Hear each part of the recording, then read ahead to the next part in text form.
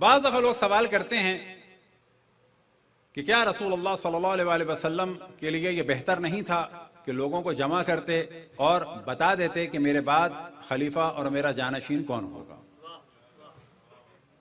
اس سوال میں در حقیقت ایک اعتراض بھی ہے رسول اللہ صلی اللہ علیہ وسلم پر، اور ساتھ میں ایک مشورہ بھی ہے۔ اور یہ سوال اگر کہیں سے ہو تو اس کے معنی یہ ہیں کہ یہ سوال کرنے والا غدیر کو نہیں سمجھ پایا ہے، کیونکہ غدیر میں یہی ہوا تھا۔ اور یہ بھی ذہن میں رکھیں کہ یہ ایک دفعہ نہیں ہوا تھا، غدیر میں تو فائنلی طریقے سے بڑے پیمانے پہ ہوا تھا۔ وَإِلَّا مولا امیر المؤمنین کی ولایت اور وزارت اور وصایت کا ذکر دعوت ذوالعشیرہ ہی سے شروع ہو چکا تھا، اور اشرف الانبیاء نے بعض دفعہ نام لے کے اور بعض دفعہ ان فضائل اور صفات کے ذریعے سے کہ جو صرف اور صرف مولا امیر المؤمنین میں ہے، اس سے واضح کر دیا تھا کہ میرے بعد اگر کوئی ہے میرا جانشین تو وہ صرف صدیق اکبر، فاروق اعظم، یعصوب الدین، امیر المؤمنین علی ابن ابی طالب ہے۔ تو غدیر کا جب بھی ذکر ہوتا ہے تو میں ایک موضوع ڈسکس کرتا ہوں کہ خم ایک علاقے کا نام ہے، اور خم میں ایک غدیر ہے، اور غدیر کہتے ہیں ایسی جگہ کو کہ جہاں پر پانی جمع ہو جاتا ہے، سلوپ، اور بیابانوں میں جن جگہوں پر پانی جمع ہو جاتا ہے بڑی مقدار میں، اسے کہا جاتا ہے غدیر۔ اب آخری حج رسول اللہ صلی اللہ علیہ وسلم کا اگر وہاں پر خانہ کعبہ سے قریب یا خانہ کعبہ سے ٹیک لگا کر حجر اسود پر ہاتھ رکھ کر بھی اگر اشرف الانبیاء اعلان فرماتے تو شاید بعض لوگوں کو یاد نہ رہتا۔ وجہ کیا ہے کہ جب ایک چیز نارمل وے میں ہوتی ہے تو اس کا بھلایا جانا آسان ہوتا ہے۔ مثال کے طور پر اس حسینیہ کے باہر اگر آپ کسی سے ملاقات کر رہے ہیں اور یہ روٹین میں ہے، یہ آپ کو یاد نہیں رہی کتنی دفعہ ملے، لیکن فرض کریں کہ ملاقات کے دوران کوئی واقعہ ہو، کوئی بھی ایسا واقعہ کہ جو عموماً نہیں ہوتا، کوئی خدا نہ خاصا ایکسیڈنٹ ہو جائے، کوئی چیز گر جائے، کوئی آ جائے، کوئی خاص واقعہ، وہ پھر یاد رہے گی ملاقات کی۔ یاد ہے جب ہم لوگ اس دن وہاں ملے تھے۔ اشرف الانبیاء جو رحمت للعالمین ہیں، اعلان غدیر سے پہلے تمام کام جو تھے وہ ایکسٹرا آرڈنری تھے، نارمل وے میں نہیں تھے، کہ جن میں سب سے پہلی بات یہ کہ یہ پیغام اللہ سبحانہ و تعالیٰ کے حکم سے ہوا، اور ہر وہ کام کے جو اشرف الانبیاء فرماتے تھے وہ اللہ سبحانہ و تعالیٰ کے حکم سے ہوتا تھا، اور ہر وہ بات جو آپ فرماتے تھے وما ينطق عن الهوى کے تحت وہ اللہ سبحانہ و تعالیٰ کا حکم تھا۔ اب یہ اور بات ہے کوئی اس کو مان لے یا اس بات کو ہذیان و حجر و بکواس کہہ دے، یہ اپنا اپنا ظرف ہے، اپنا اپنا ایمان ہے، اپنا اپنا عقیدہ ہے کہ اشرف الانبیاء کو آپ کس عنوان سے دیکھ رہے ہیں۔ تو اشرف الانبیاء نے یہ کام نہ منہا میں کیا، نہ مزدلفہ میں کیا، نہ مشر میں کیا، اور نہ خانہ کعبہ کے پاس کیا، اب بلا شک بے حکم خداوند تبارک و تعالیٰ کیا۔ لہٰذا ہم یہ عقیدہ نہیں رکھتے کہ اشرف الانبیاء نے مولا امیر المومنین کا انتخاب کیا، نہیں، اشرف الانبیاء نے اللہ سبحانہ و تعالیٰ کے حکم کے تحت اس انتخاب کا اعلان فرمایا۔ اب یہ کب ہوا؟ شدید گرمی ہے، حاجی کچھ جا چکے ہیں اور کچھ رکے ہوئے ہیں، اور جانا اور رکنا جو ہے انتہائی مشکل کام تھا، خصوصاً اس زمانے میں، کیونکہ سفر اگر ذرا سا ادھر ادھر ہو تو بڑا مشکل ہو جاتا تھا۔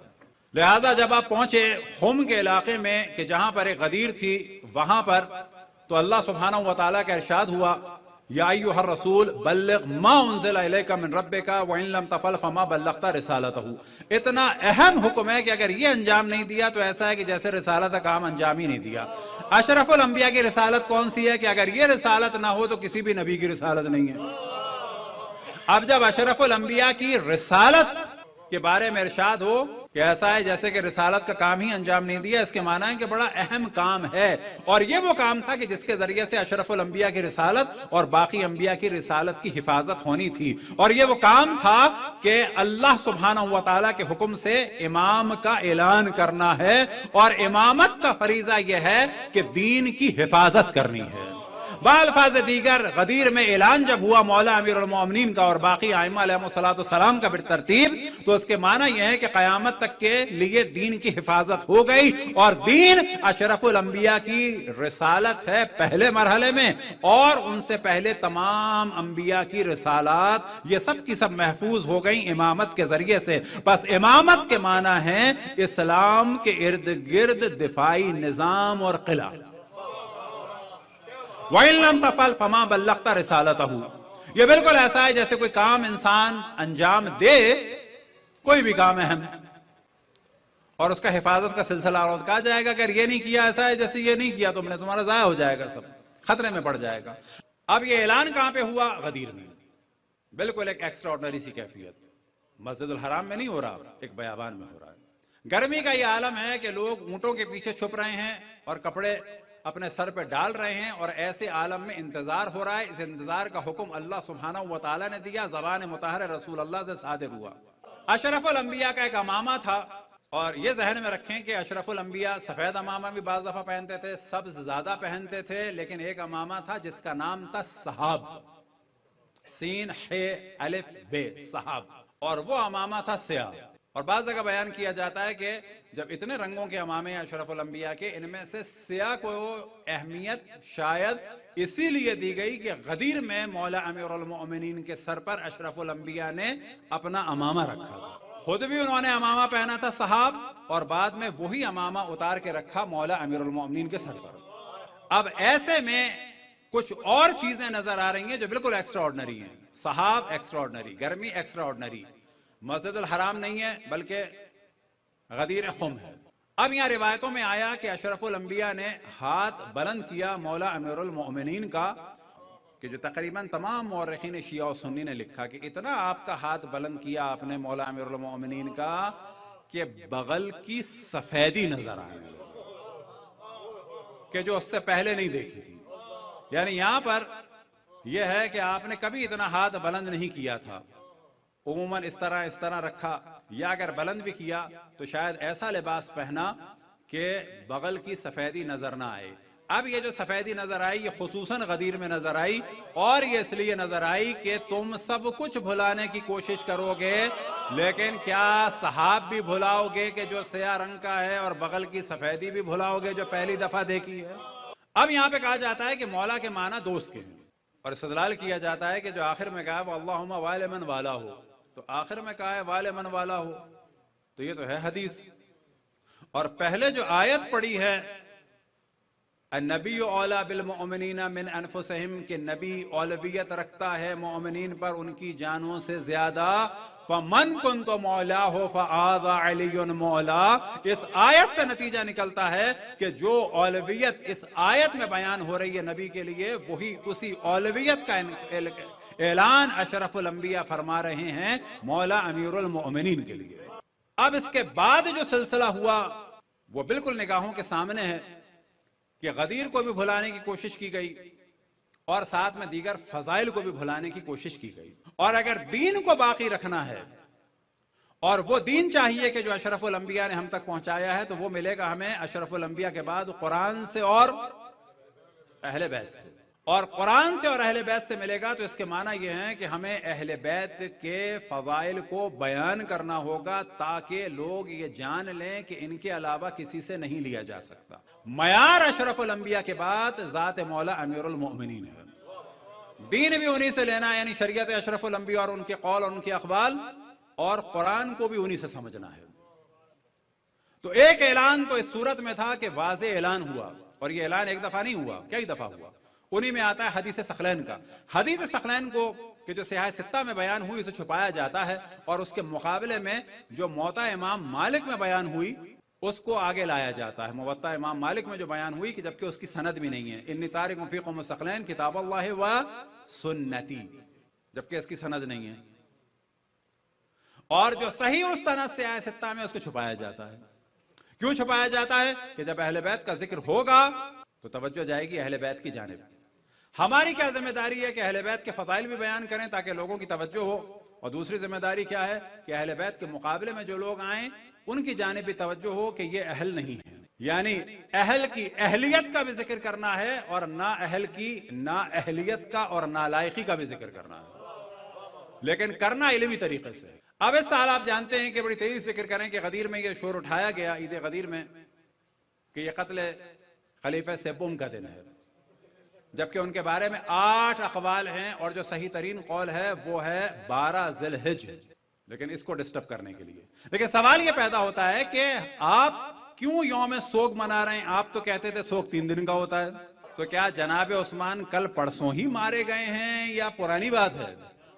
اگر پرانی بات ہے تو سوگ ختم آپ کے حساب سے۔ پھر یہ سوال پیدا ہوتا ہے کہ اشرف الانبیاء کا دن منانا بھی حرام ہے اور اس کے بعد جو ہے اہل بیت کا دن بھی منانا حرام ہے، تو آپ یہ فتویٰ کیوں نہیں دیتے کہ یوم صدیق اکبر فاروق اعظم اور یوم عثمان غنی منانا حرام ہے؟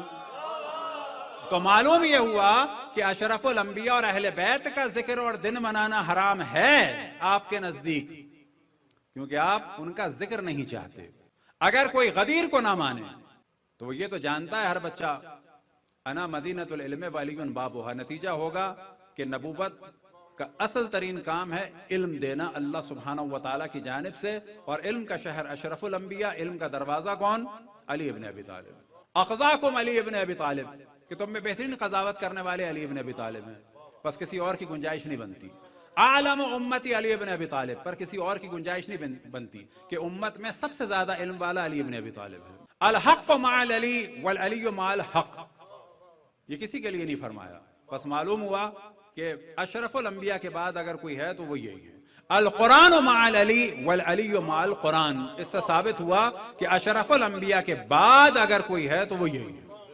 تو اشرف الانبیاء نے مولا امیر المومنین کی امامت کا اعلان ایک دفعہ نہیں فرمایا ہے، شروع سے فرمایا، آخر وقت تک فرمایا، بلکہ غدیر میں بڑے پیمانے پر فرمایا، غدیر میں بڑے پیمانے پر فرمایا، اور ایسا اعلان فرمایا کہ جو الحمدللہ اب دنیا اس کو جان گئی ہے اور مان بھی رہی ہے۔ اور آخر میں توجہ دلائیں کہ اہل سنت کے حساب سے بھی آج کا دن عید کا دن ہے۔ وہ کیوں؟ تمام مفسرین اہل سنت کا اجماع ہے کہ یہ آیت الیوم اکملت لکم دینکم واتممت علیکم نعمتی، یہ 18 ذی الحجہ کو نازل ہوئی، دین کامل ہو گیا تھا۔ وہ یہ ڈسکس کرتے ہیں کہ یہ دین کامل ہوا کس چیز کی وجہ سے۔ وہ بھی کہتے ہیں کہ مولا امیر المومنین کا اعلان ہوا، چلو جی دوستی والا، اس کے علاوہ بھی دوسری چیزیں بیان کرتے ہیں۔ ہم یہ کہتے ہیں کہ چلو مولا امیر المومنین کو بے شک بالکل مائنس کر دو، بالآخر تمہارے نزدیک دین تو ہوا نا مکمل آج کے دن۔ جس دن دین مکمل ہو اس سے بڑھ کر کوئی دین نہیں ہو سکتا۔ اور ایک بڑی عجیب بات ہے کہ ابو ہریرہ سے بھی روایتیں نقل ہوئیں اور بعض سے بھی نقل ہوئیں کہ 60 سال کے روزے کا ثواب ہے کس دن کا؟ 18 ذی الحجہ کا۔ یہ تو ایکسیپٹیبل بڑے آرام سے ہے، لیکن اس کے بعد کیا ہے کہ 27 رجب کہ جس دن اشرف الانبیاء نے اعلان رسالت فرمایا یا جس دن بعثت ہوئی۔ اب آپ دیکھیں کہ بعثت کے دن کے روزے کا 60 سال کا ثواب، اور بعثت کی حفاظت کے لیے جو اعلان امامت کا دن تھا اس کا بھی ثواب 60 سال کا۔